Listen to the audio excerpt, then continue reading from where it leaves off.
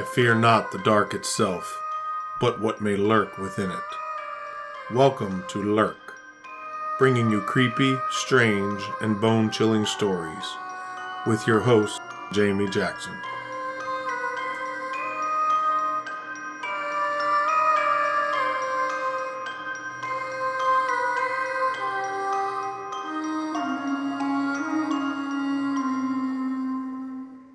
Hey Lookers, welcome to this week's episode.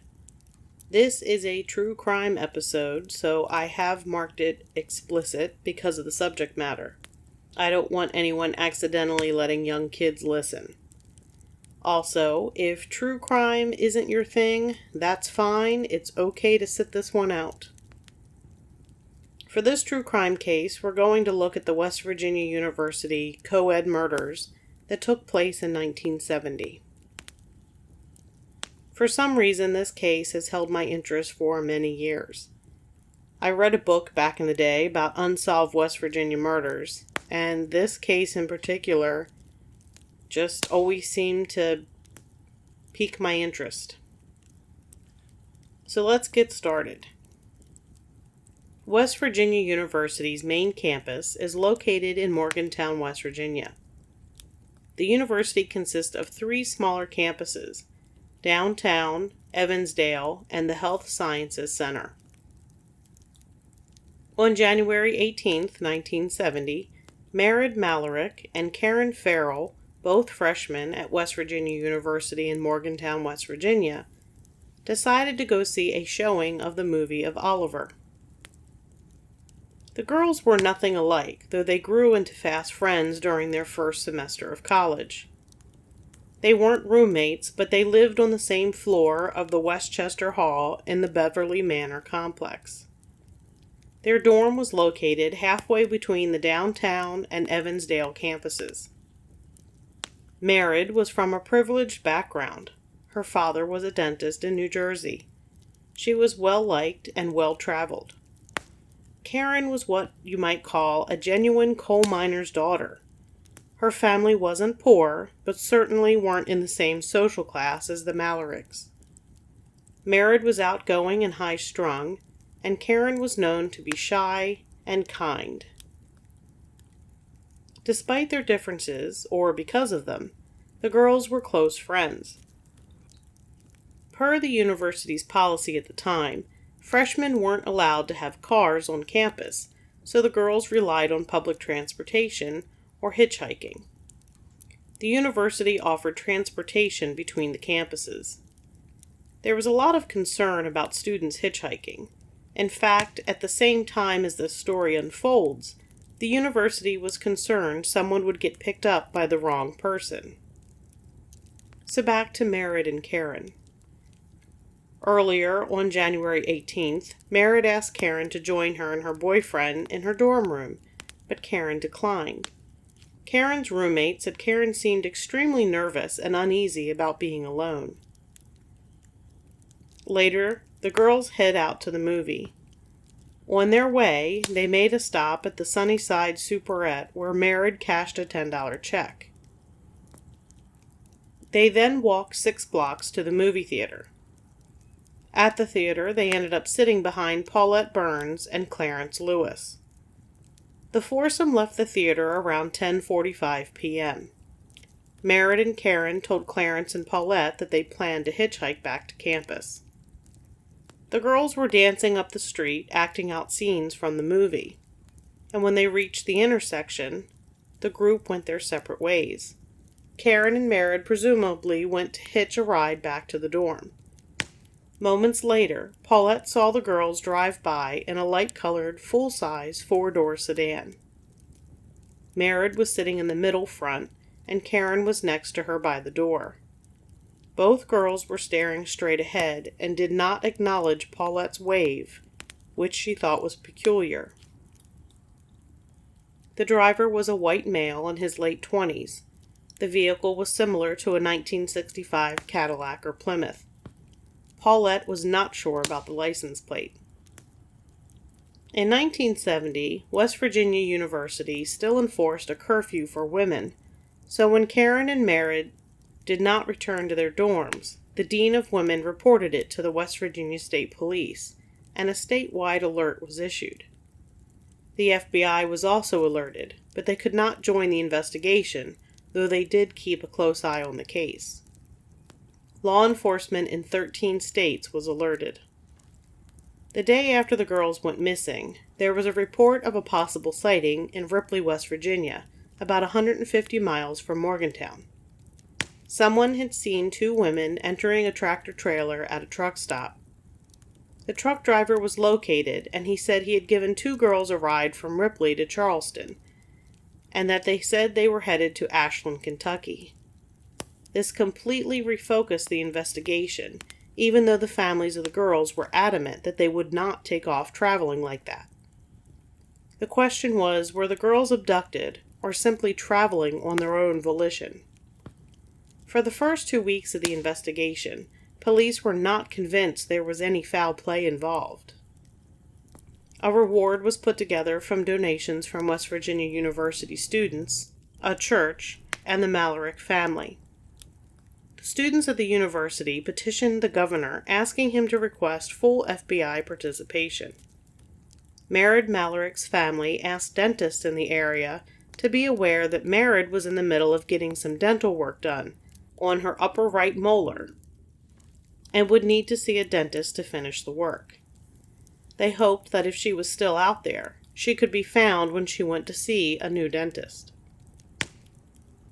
6 weeks went by with no sign of the women and no clues as to where they could be. Then, March 1st, 1970, a young boy found a purse along Route 119 south of Morgantown. It was identified as belonging to Merritt Malarick. Then, a little later, there were some anonymous letters sent claiming to have information on the whereabouts of the women. One letter was sent to Merritt's roommate at West Virginia University, and another was sent to the state police. One of the letters read, "Gentlemen, I have some information on the whereabouts of the bodies of the 2 missing West Virginia University co-eds, Merritt Malarick and Karen Farrell. Follow direction very carefully, to the nth degree, and you cannot fail to find them. Proceed 25 miles directly south from the southern line of Morgantown. This will bring you to a wooded forest land. Enter into the forest exactly 1 mile. There are the bodies. 25 plus 1 equals 26 miles total. Will reveal myself when the bodies are located. Sincerely." And the letter was signed with simply a triangle. They all had a Cumberland, Maryland postmark. Police looked into the information given in the letter, but nothing ever came of it. They focused a new search in the area of Route 119, where the purse was found. The search included 100 National Guardsmen from the 201st Artillery Unit. There were 130 searchers along Route 119. A half mile from where Merritt's purse was found, an eyeglass case was found. Inside were a pair of large, horn-rimmed women's glasses that also belonged to Merritt. Also found was a suede purse belonging to Karen Farrell, a medicine bottle belonging to Merritt, plus a hairbrush and some cosmetics. April 14th to 15th, the search continued on its northwest route, and another medicine bottle was found along with a headscarf. National Guardsman Stephen Slavinsky was searching near Weirton Mine. He was drawn to an area near Owl Creek and followed a trail to a strange pile of stones, wood, and leaves. And Karen Farrell's foot was protruding from the debris. The area was immediately sealed off. State police investigators began processing the scene. Both women were face down in a shallow depression. Karen was on top of Merritt in a diagonal fashion. They were wearing the clothing they were last seen in. Karen was wearing a striped pair of brown culottes and a sweater, and Merritt had blue bell-bottoms and a faux fur coat. And both women were decapitated. Rape was initially discounted. The physical violence carried out on the women alluded to rage, possibly a drug-induced killing. After the bodies were found, the case went cold. the letters that had been sent to the roommate and police were found to be from a religious sect in Cumberland, Maryland, and the person who sent them was ruled out as a suspect. April 1971, a state trooper came out and said that Governor Arch Moore asked investigators to lie to the parents of Merritt Malarick about the progress in the case. He was subsequently fired, but sued and later retained his job. Things went nowhere until January 1977, when there was a break that came from New Jersey. Eugene Paul Clausen was incarcerated for sex crimes in Camden County, New Jersey, when he told a guard he wanted to make a confession. Clausen had allegedly been suffering from night terrors and wanted to clear his conscience. He told the guard that he had killed and decapitated 2 women in West Virginia.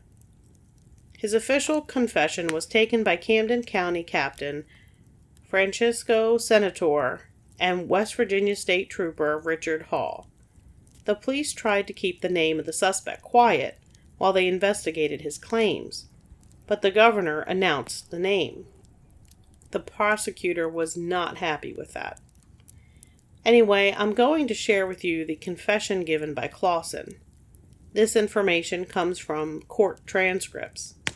Also, I am going to be taking some liberties here and not give you some of the details, as they are disturbing, and I'm not into sensationalizing things. Also, this is the part you really shouldn't let kids listen to.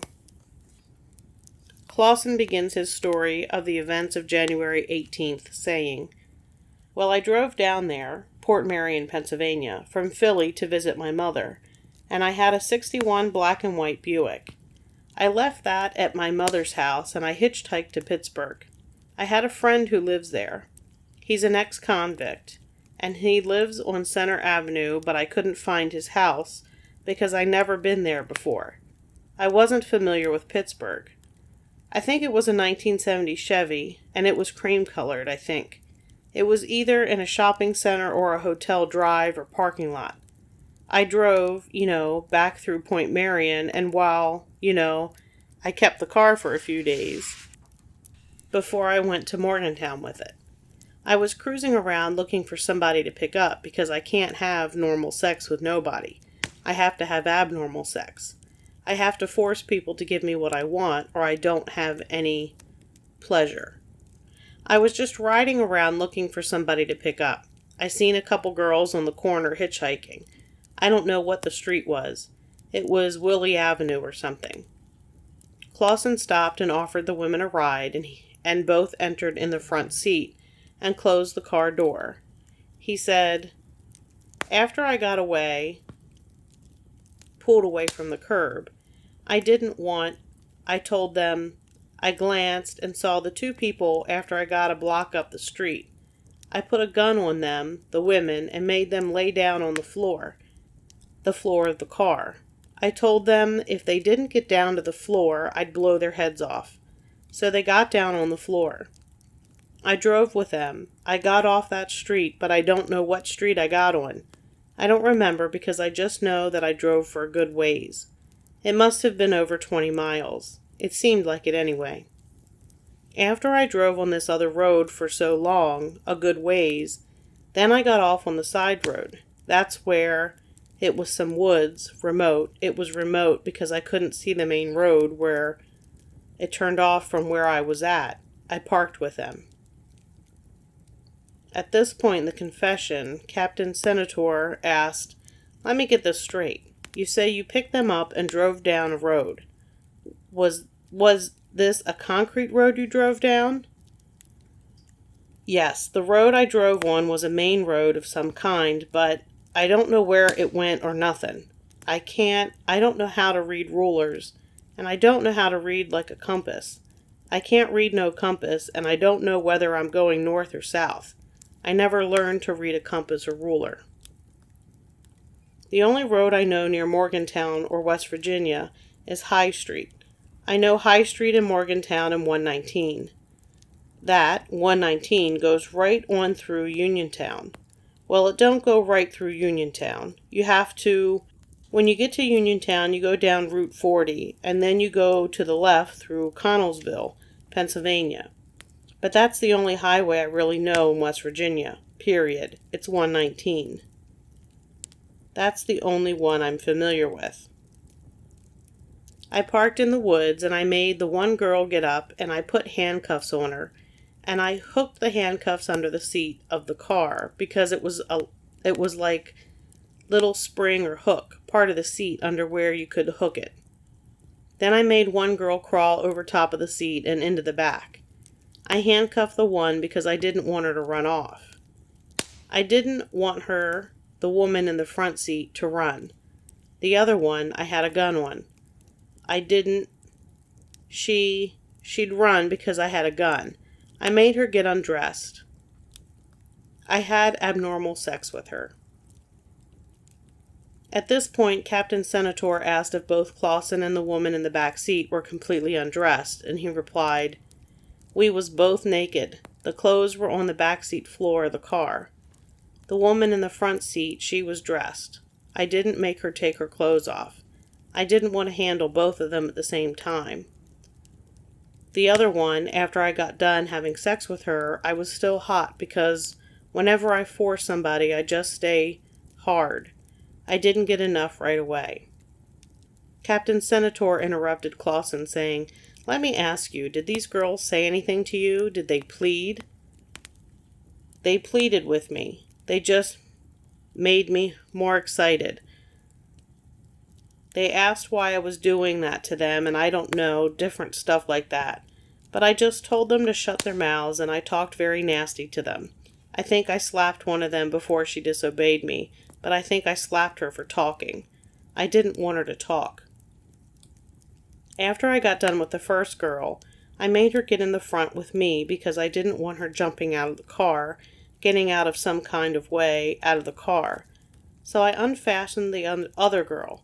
I made the one that was naked get back down on the floor, and I fastened the other one and just took the handcuffs off her and told her to get naked, get her clothes off. The clothes she took off were on the floor in the front seat. Then I made both of them get in the back seat, but I kept the handcuffs on the one in the front. I handcuffed her hands in front of her. I made her get in the back seat, both of them. Then I made them have an unnatural sex act with themselves. I'm skipping some details here because you don't really want to read them. I told her she screamed I would kill her. She screamed, she hollered, and then I got done doing what I was doing to her. I slapped her in her face a few times pretty hard because she disobeyed me. Then I made the other girl do the same thing to her. After the rapes, I told them to get dressed, but I may have took the panties and bras. I don't know because the panties and bra turned me on. Then I got them outside the car, shot one of them in the head. Captain Senator then said, "Let me ask you one question. You didn't shoot them right alongside the car?" When Clausen answered no, Senator asked, "You're saying no, you walked them back into the woods, and you shot one of them, you say?" "I shot her in the head. When she fell, she pulled the other one down or knocked her off balance. And when I shot her, all I did was graze her because it didn't kill her. She was laying on the ground, moaning and whimpering and begging, and it just excited me, and I ran back in the car and got the machete. It was underneath the seat, and I went back and I chopped her head off. The one, she was wounded, and I chopped the other one. I cut her head off too. The blood excited me. I dragged their bodies back to some dead branches or logs or something, and I covered them up." Captain Senator asked, "Let me get this straight. You say now you dragged their bodies?" "I didn't carry them. I did drag them. I thought I told you before."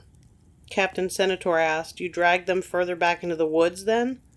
"Yes, there was like a clearing there, and it was on the other side of the clearing where these old logs or whatever they were, branches or something was." Finally, Captain Senator asked, "Did you drag them both at one time?" "No, one at a time." Then Senator asked, "What did you do?" "I ran back in the car and I got the machete out from under the seat. It was underneath the seat and I went back and I chopped her head off." Then he clarified, "The one, she was wounded and I chopped the other one. I cut her head off too. I reached climax because the blood excited me. I dragged their bodies back to some dead branches or logs or something, and I covered them up. I put them on their backs and covered them up with logs. Before I covered them up, I took some stuff off them. I don't know if it was a class ring or what it was. It was something like that and some kind of necklace. I'm not sure, but I think I took a watch, too. But I don't know what kind. I don't remember what it was or nothing. Captain Senator said, "So you took a ring, a watch, and a necklace, right?" "I took a necklace of some kind, I'm not certain. I had a necklace. I know I had a necklace. I don't know 3 or 4 days after that, but I don't remember where I got it at. I don't know where I got the necklace. I don't recall buying it from nobody." Then Captain Senator asked, "What did the necklace look like? Did it have anything hanging on it?" "I don't remember. I just know I had one. I think it had something on there. I think it was like a chain with something on it. I don't know. I'm not sure." Captain Senator asked, "Now were these articles taken off one girl, or were some taken off each? Do you know?" "I don't know. I just know after I did it, and I had the climax, I don't know what happened. I must have come into my other body because I got scared and all. I wanted to do was get away, and I don't know what I did. I don't know who I took them off of. I don't remember." At this point in the confession, Clausen's narrative becomes less detailed. Now, you mentioned earlier that you laid them on their backs. Do you mean that you laid them literally on their backs? "I just dragged them. I dragged them by their feet, but when I got back there, I put their head up. This was from me, not their heads, but their stumps, the top part of their body, away from me. Which would put them... Now your car is behind you. That would mean their feet are facing the road. That's the way I put them." "Did you put them close together?" "I don't think I laid them right side by side, maybe a little distance, but not far apart. I just wanted to get out of there."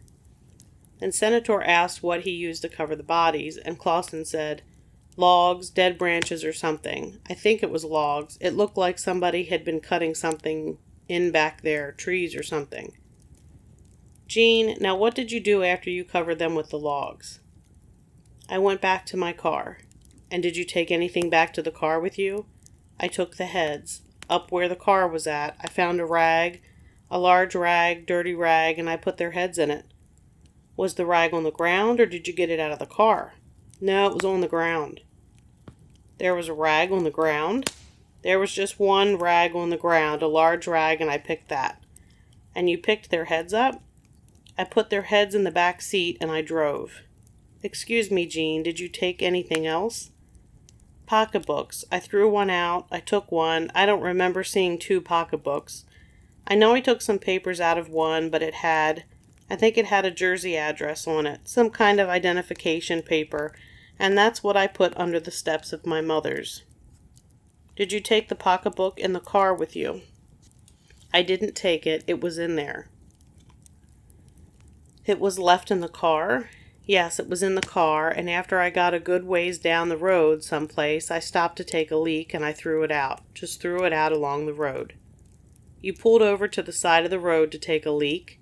Did you walk to the side of the passenger's car to take a leak?" "No, I threw the pocketbook over."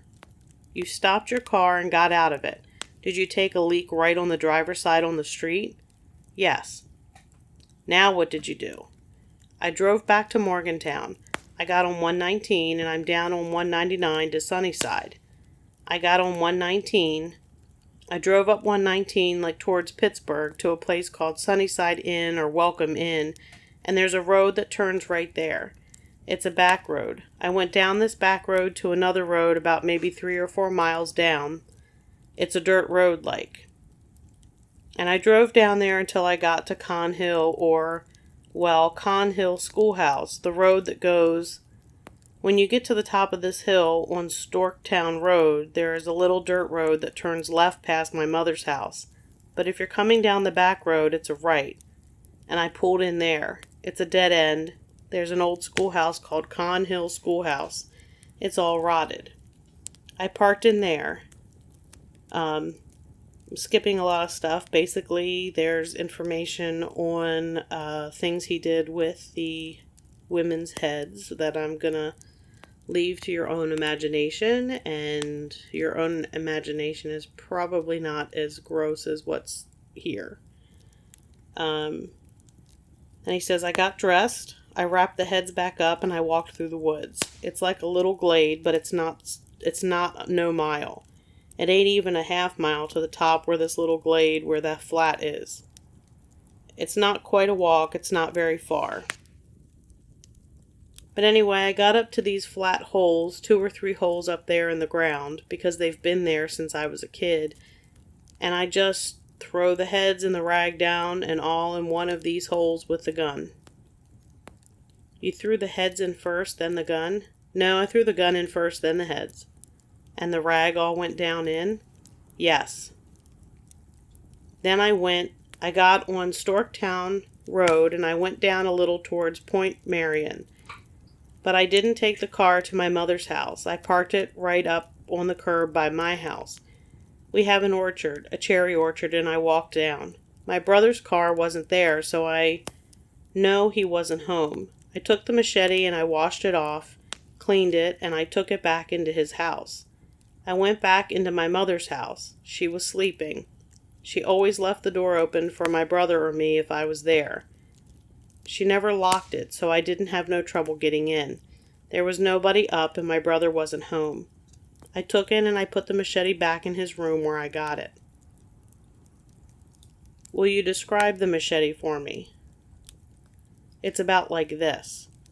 You're indicating with your hands approximately 2 feet long? I don't know, I can't tell you. What kind of handle did it have? It had a black handle, this long, with a rawhide string in the hole. It had a string in the end of the handle. You could put your hand through the string and hold onto the handle. Do you know what the handle was made of? I don't know if it was hard plastic or what, like pistol grips. And around the handle it had a rawhide lacing to put around your wrist? Yes. Now what did you do, Jean? I took the car. This was here about, it might have been 3 or something in the morning. Drove to Pittsburgh with the car and parked it.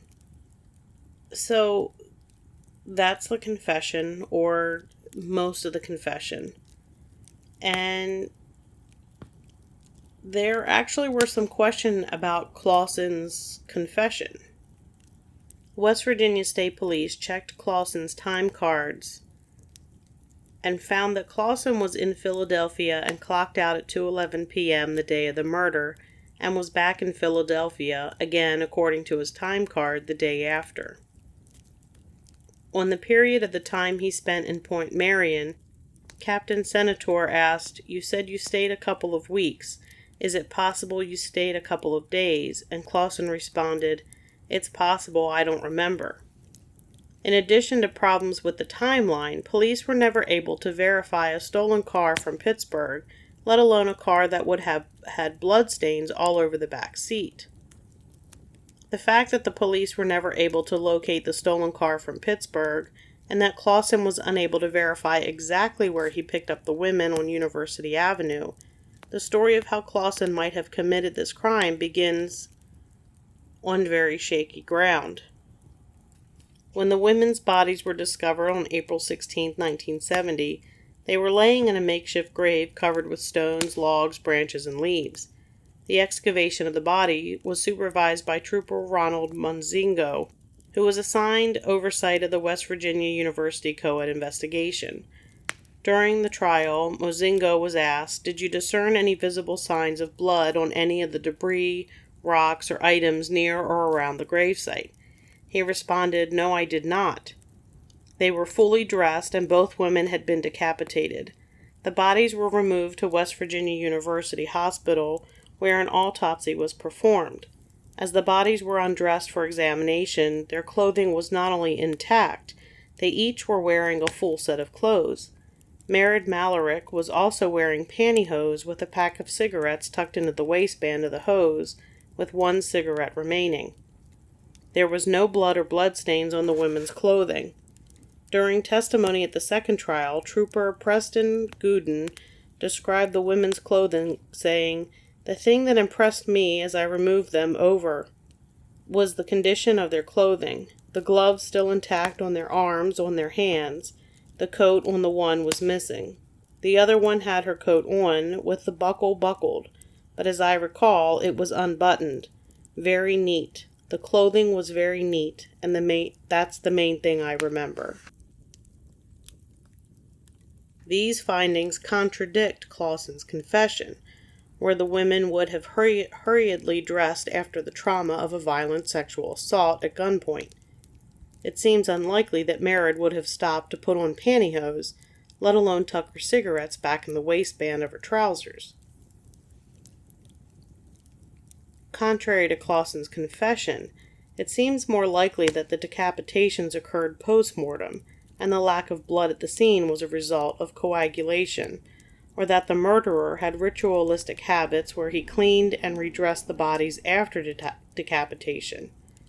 Finally, both women were found wearing their undergarments, which means these items could not have been taken as trophies, as Clausen outlined in his statement. A critical examination of the crime scene evidence seemed to suggest that the murders were more likely the work of a serial and well-organized perpetrator, not simply a man who decided to drive to West Virginia on the spur of the moment to pick up a victim, or in this case two, as the police and prosecution argued. I also want to point out that Clausen was a convicted pedophile. His preferred victims were 13 or younger. He also had Klinefelter syndrome, which means he had 2 or more X chromosomes. This results in impotency and weak upper body strength, so it's questionable that he could perform the sex acts he described or even manage to wrangle around 2 women. The only thing tying Clausen to the crime is his confession, that he recanted. In fact, he said, "I made the confession because I had been sitting in the jail for 2 years, and it was December 75.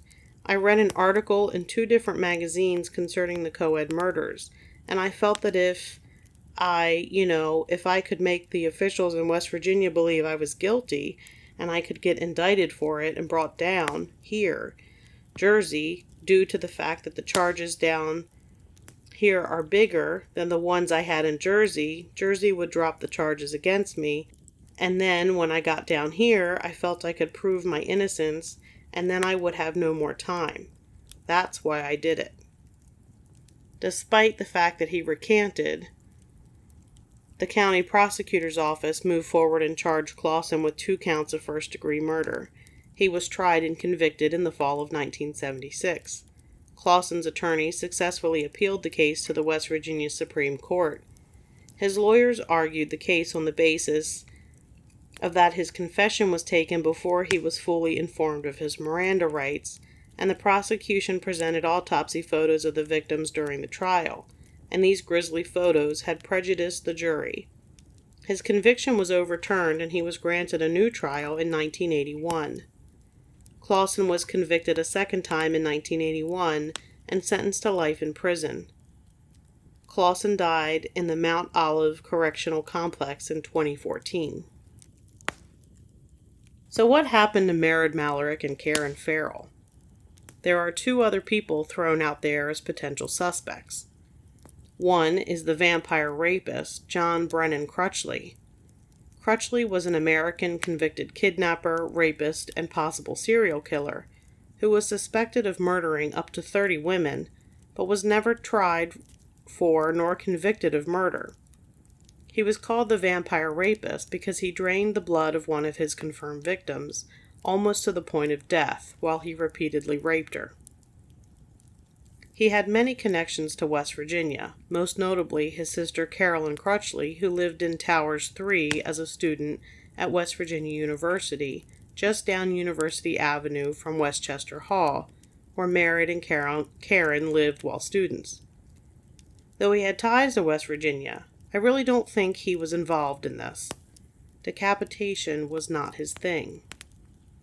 Another possible suspect is William Bernard Hacker Sr. Hacker was convicted in 1971 of murdering a man, decapitating him, and burying him in the woods under debris, much like Karen and Merritt. He also worked at the Weirton Mines, which was the area where Karen and Merritt were found. But young women weren't his type. He tended towards older women, and the only thing suggesting him as a suspect is the way he got rid of the body of the man he killed. He was actually a potential suspect in 1971, but was ruled out. Unfortunately, both of these suspects are dead, and we'll never really know the truth. Personally, I tend to think that Clausen made up his story. There were too many things that just didn't line up when the police looked at it further. But I think they just wanted to pin it on somebody because it was such a horrendous crime. That's going to do it for this episode of Lurk. Remember, you can find us wherever you listen to your favorite podcasts, or at lurkpodcast.com, where we have episodes, along with links to our social media. If you like what you hear, consider giving us a 5-star review, and make sure you tell your friends. And until next time, keep lurking.